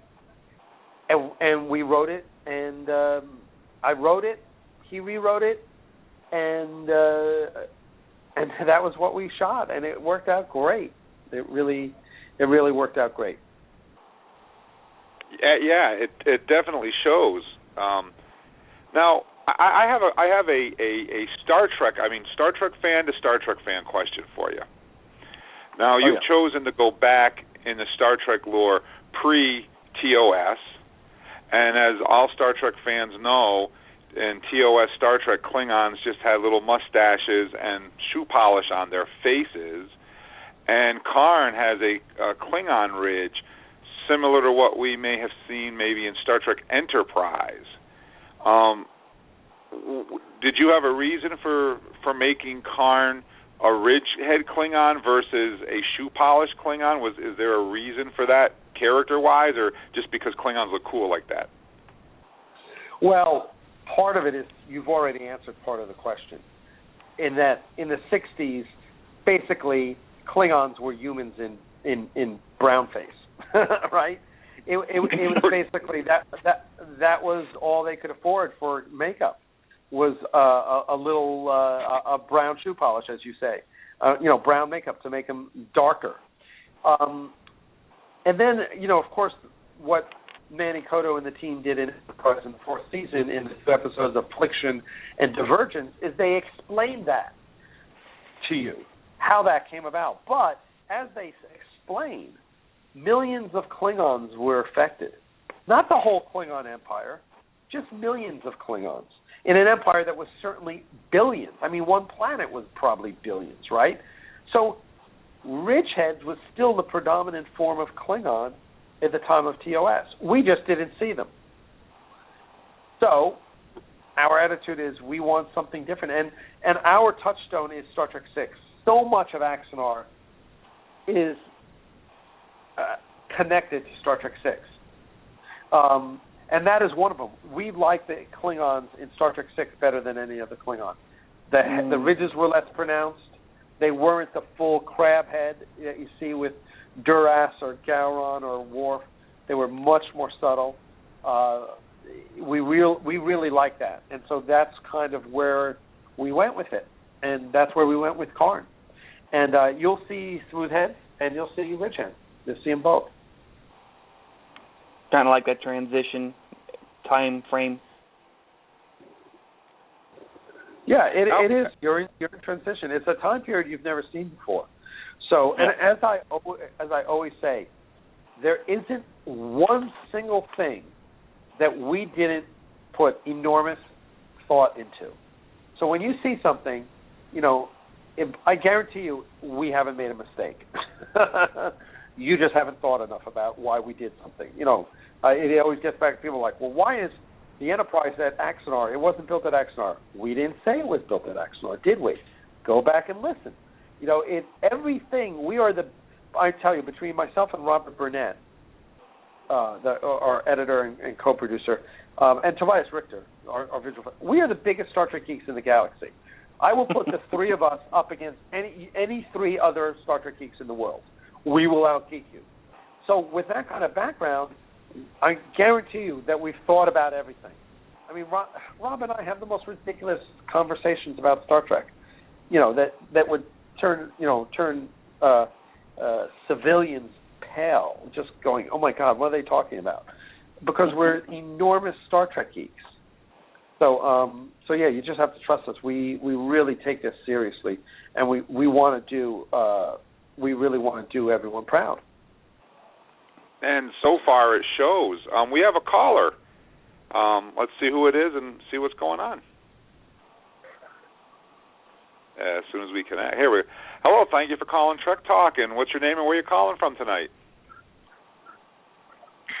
Hi, this is Jennifer calling back. I didn't go to Jennifer. Uh-oh. Yeah, Jennifer, do you have a question for Alec? I think you have a question for Alec. Yeah, actually, I had to switch computers, plus I was holding off because I wanted to give somebody else a chance to call in. You were talking about needing to get the right person for the character, and I know that you're having to recast the role of Robert April. And excuse me, and if anything has been posted about that recasting, I've not caught it on Facebook yet, but I was wondering how that was going. And can we expect any other major characters to be cast anytime soon, or have all the major roles already been filled? No, I've revealed it online that the casting that we're going after for Robert April is Paul McGann, the 8th Doctor Who. Yes, I did see that. As a Doctor Who fan, Yes, I did see that. Yeah, so I've been playing phone tag with his agents in the UK. We're very serious about him. We love him immensely. We've also talked But I think he is the leading contender for that. We've talked to John Barrowman as well. He's a little busy with Arrow, and we kind of think he's a little too pretty. I think maybe, but he's a huge Star Trek fan, so we want to do something with him as a Star Trek fan. I love him, and I loved Torchwood, and he's so good in Arrow. So those, Barrowman is probably the exception to the rule, where we go and find a role. But I happened to get a chance to chat with him, and he seemed interested. McGann we just love him as April. We think he'd be awesome, because we're kind of going to the Diane Carey novels, which had April as an Englishman, and we said, well, why not? Why not make him an Englishman? And he's 50 years old at the time of Axanar, and McGann's like 53 or 54, something like that. So it kind of works. It all kind of works, and he's a wonderful actor. I'm so bummed that McGann never got the chance to play Doctor Who over a course of a couple of seasons, because when I saw the little short they did with him recently for the Day of the Doctor, he was so good. He was so good, and I happen to like the TV movie that he was in, and I just thought he had the best of all the Doctors in him. I just thought he was the most believable. He was the most grounded. There was so much that I liked about his Doctor Who, and so it worked well. It's funny because my girlfriend Diana and I were watching Luther with Idris Elba, and Paul McGann is a regular in it the first two seasons. And one day I just turned to Diana and I said, Paul McGann is Robert April, and she was like, yep. And that was it. And then we started pursuing him. So, as far as other castings, the only real other castings we have, we're pursuing one other big name. Most of the others will not be big names or Star Trek names or anything like that. Most of the rest of the cast you probably won't know, because we're going to be casting the crew of the Ares, Garth's crew. And that's going to be a little younger cast, and so we're looking for really good, solid actors in those roles. I think this Star Trek audience either wants people that they know from Star Trek or sci-fi, or they want someone who's really damn good. I'm not going to go to the Vampire Diaries to get an actor for Axanar. That doesn't make me anything, right? I'm either going to go to Star Trek or sci-fi, we've had actors pursue us from, a couple Star Trek actors, a couple sci-fi actors who are like, I want to be in your film. And we're like, wow, we're honored that happens, right? That's really cool. And if we can accommodate, we do accommodate.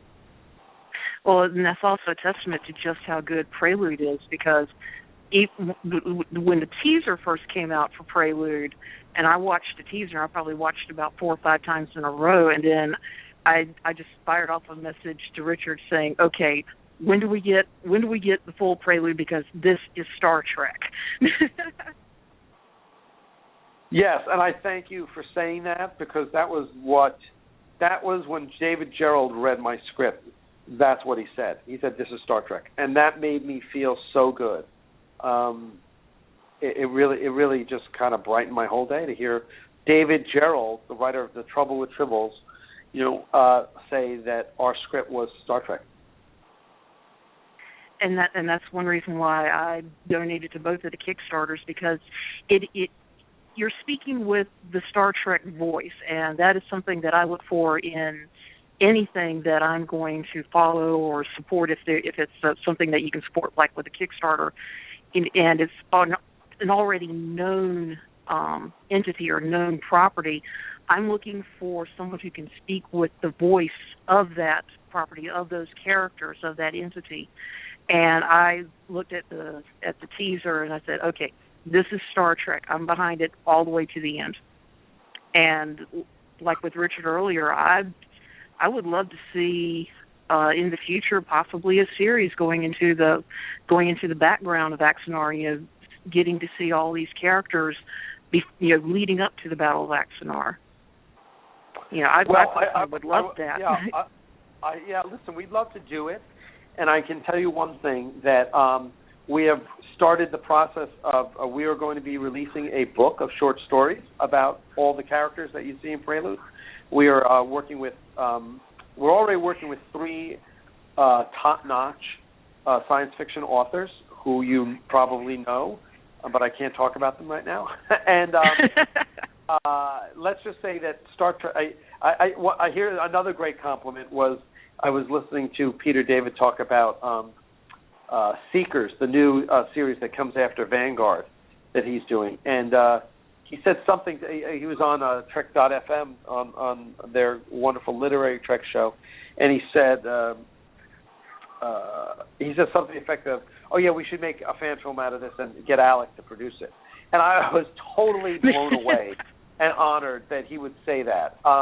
However, we absolutely think I'm signing a 3-year lease on this facility. It ain't to do Axanar, because Axanar is going to be done in 1 year.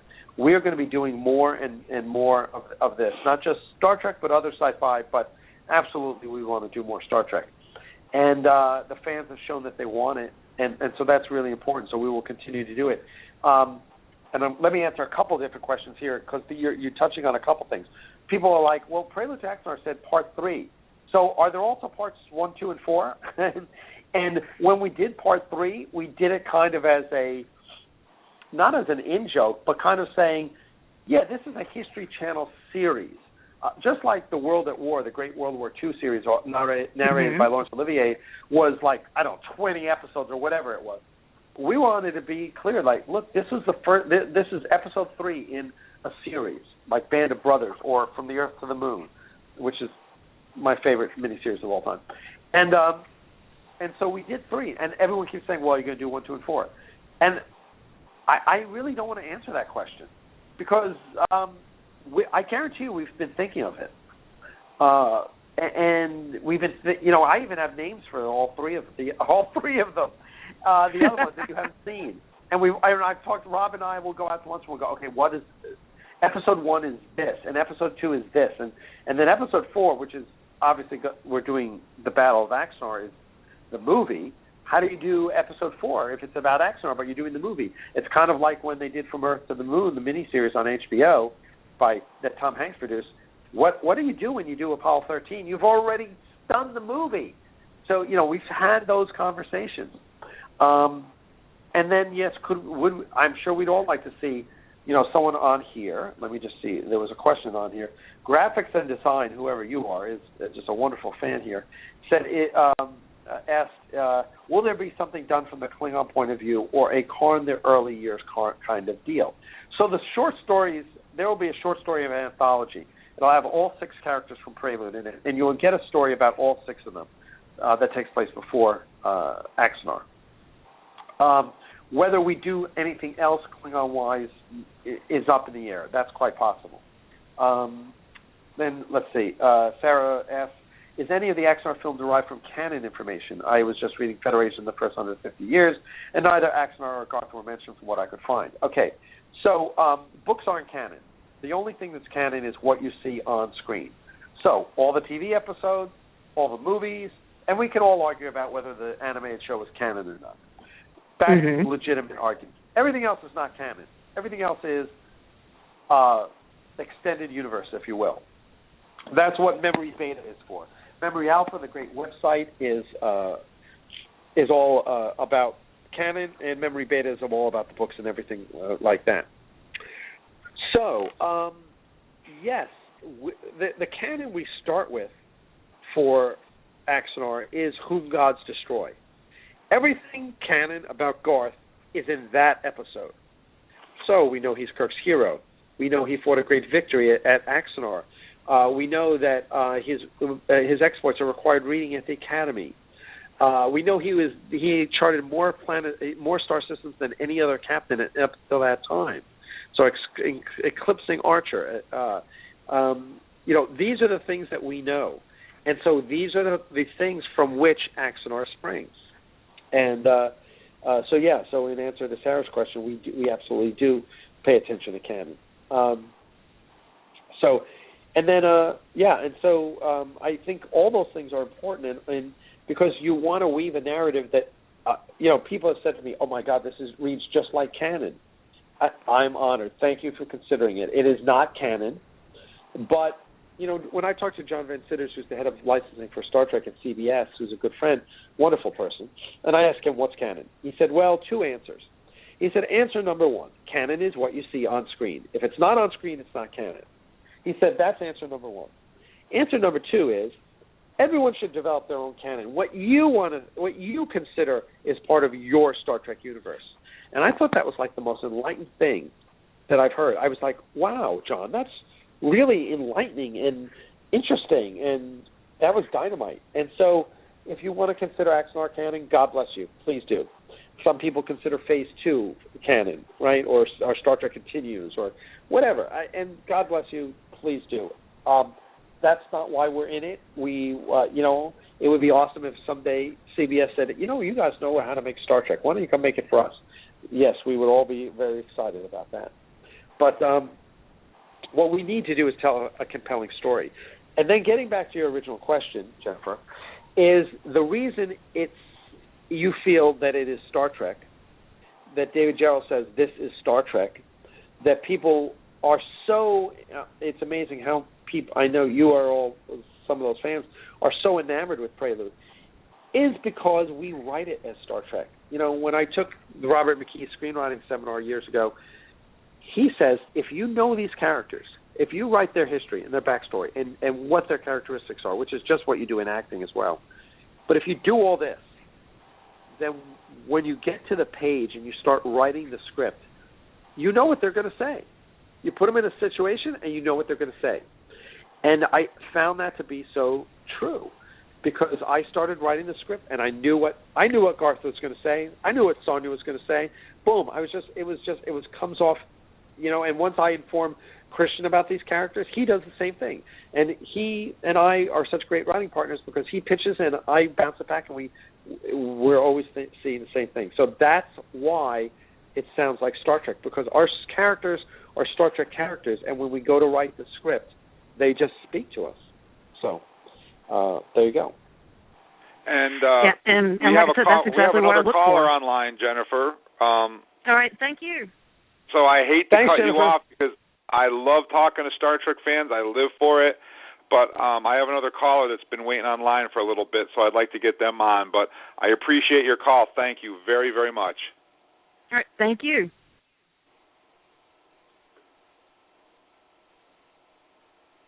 Okay.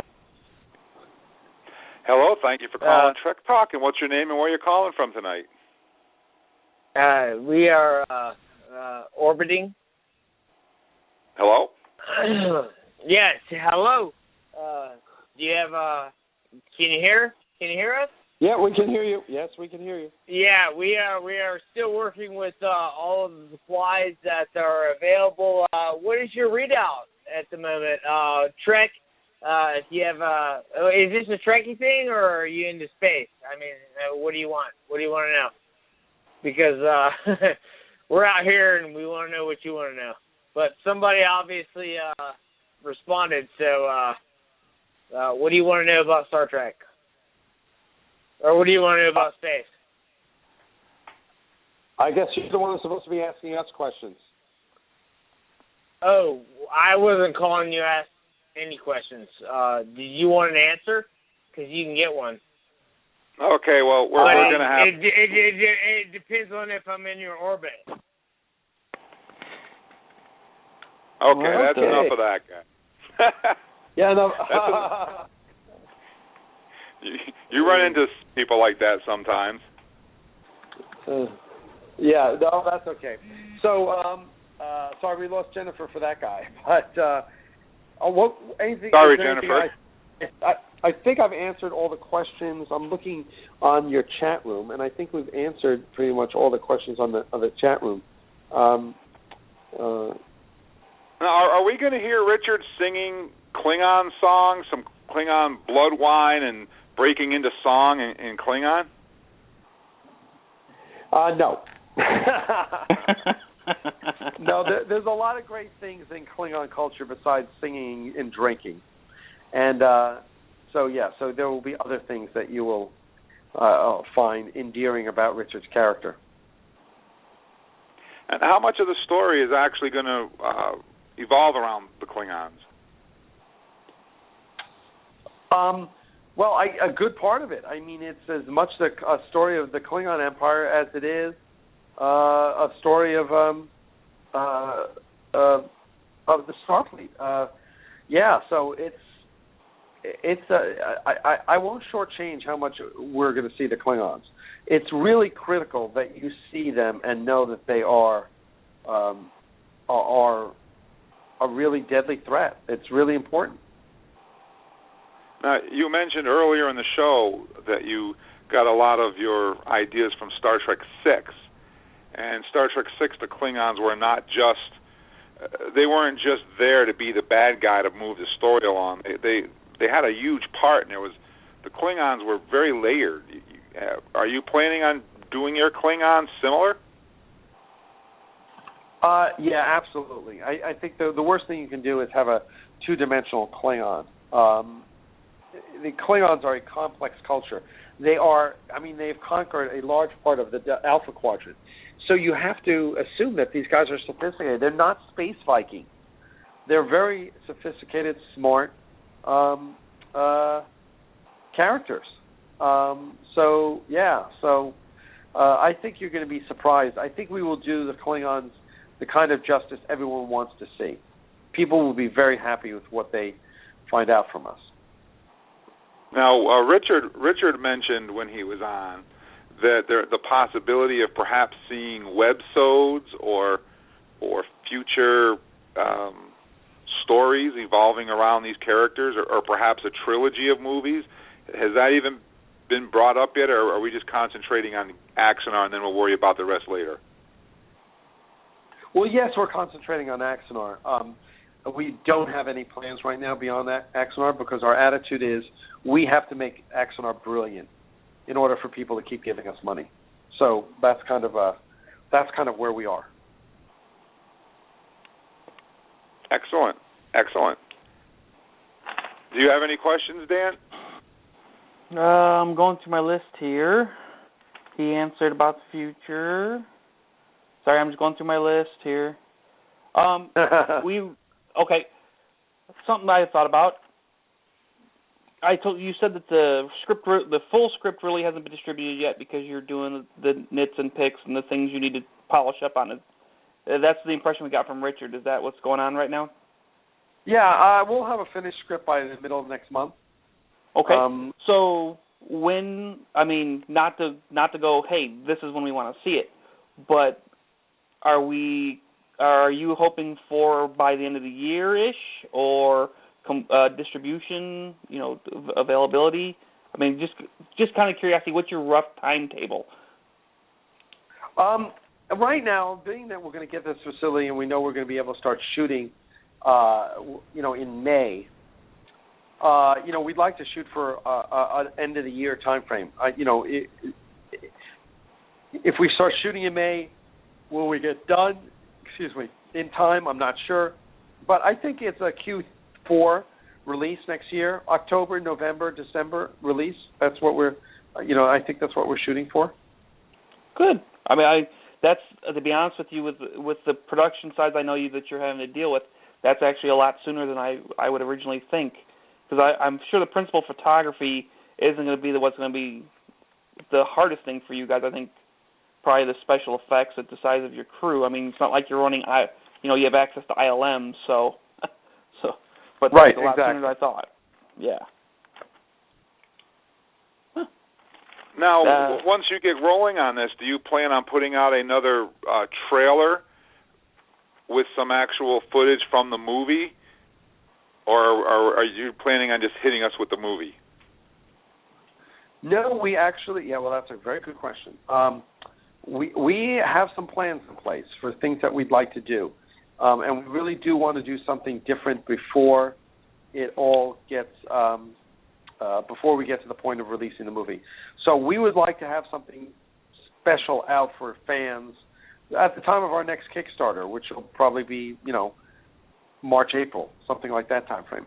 So that's what yes, we are planning on having something else.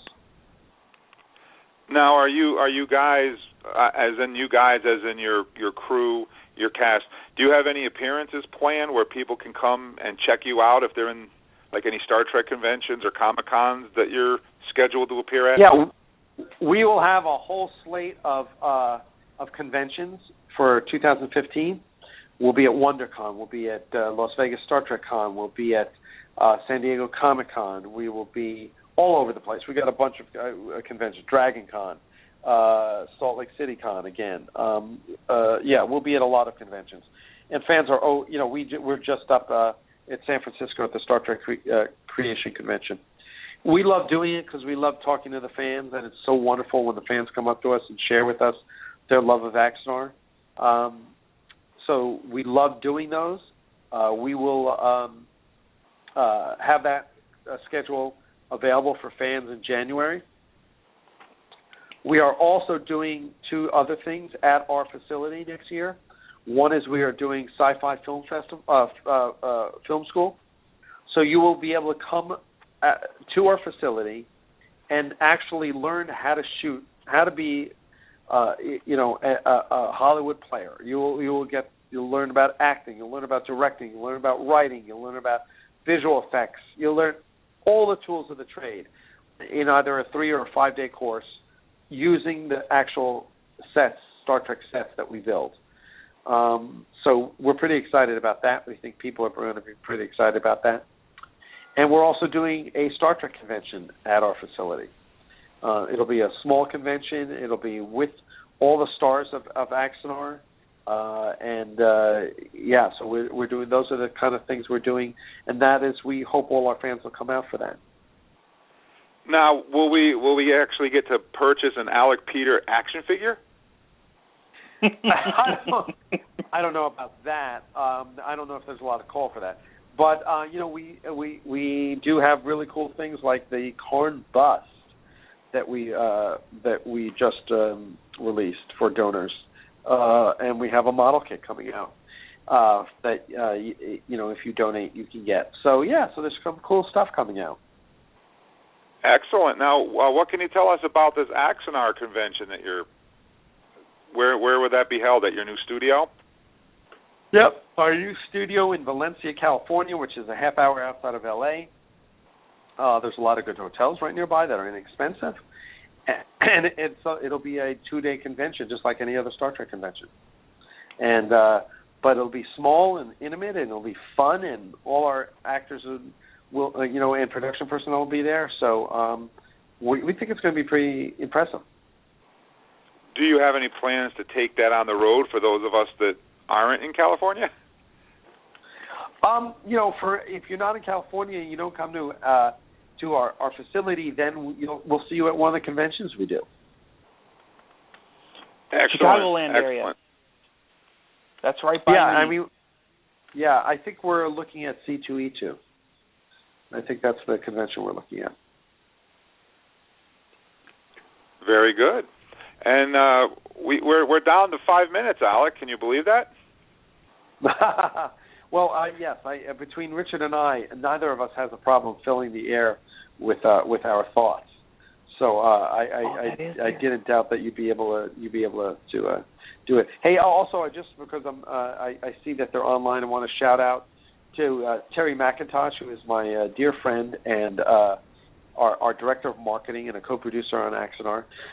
He's done a great job so far, and we're excited to have him on board. I know Sarah Lindsley was on and asked a question before. Sarah is another one of our Axanar angels, if you will. She helped man the booth this weekend, and we love her dearly. And I know Carla was on, another one of our, she's one of our Axanards, as we call them, who helped us out at the Houston convention. And so just shout out to those people who are part of the Axanar team. Thank you very much. And I'd like to say that I think that we should do another Axanar show in the future, if you guys are up for it. Oh yeah, absolutely, absolutely. We'd love to. As a matter of fact, here's another question. Coor, Coor, asks, will there be a gag reel on the DVD? I am sure there will be. And who is the funniest actor? I have to say that's Gary Graham. Gary Graham? Gary Graham is hysterical, and he is always cutting up. And I think he's everyone is. We have such wonderful actors, top to bottom. They're all awesome people. But Gary's pretty freaking funny. So yeah. So that's it. I'll also say, if you are in the LA area, please contact us, because we are going to need hands to help building sets.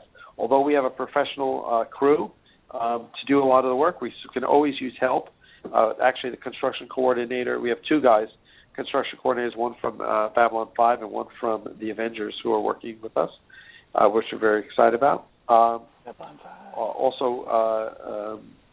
if you're interested in helping out, or if you have any talents that you think we could use, send us an email, contact us on Facebook. I'm Alec at StarTrekAxanar.com. Just let it rip. Tell us how you want to help, and if we can't fit you in, we certainly will.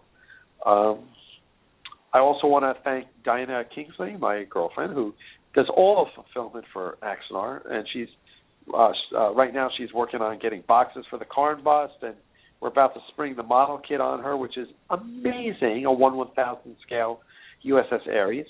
So you'll all be able to buy that from our donor store if you're a donor. Cora asks when and where again for AxanarCon. It will be sometime in 2015, probably in the summertime, and it will be in Los Angeles and Valencia, where we have our facility. The model kit is 1/1000 scale USS Ares in resin. It's rigged for lighting, so you can light it. Has clear plastic nacelle domes and holes in the ship for you to light it. It's $74.95, I believe. Donation gets you the kit, so you can get that on our donor store next week, I think. Alec, just to put out too, C2E2 is on April 24th to 26th in Chicago. So if I come down there and drive you nuts, don't get mad. No, I'm going to put you to work behind the table. That's fine. I can do that too. But yes, 24th to 26th in McCormick Place. Yeah, I've got it. As a matter of fact, here's the tentative list so far. These are the ones we so far know we're going to. March 27th to 29th, Emerald City Comic Con in Seattle. C2E2 in Chicago, April 24th to 26th. San Diego Comic Con, July 9th through 12th. Volcon in Vulcan, Alberta, Canada. The whole Axanar crew is going to be there, July 24th to 26th. Galacticon, July 31st to August 2nd, is the Big Battlestar Galactica / Sci-Fi Convention in Seattle. Creation Las Vegas, August 5th through 9th.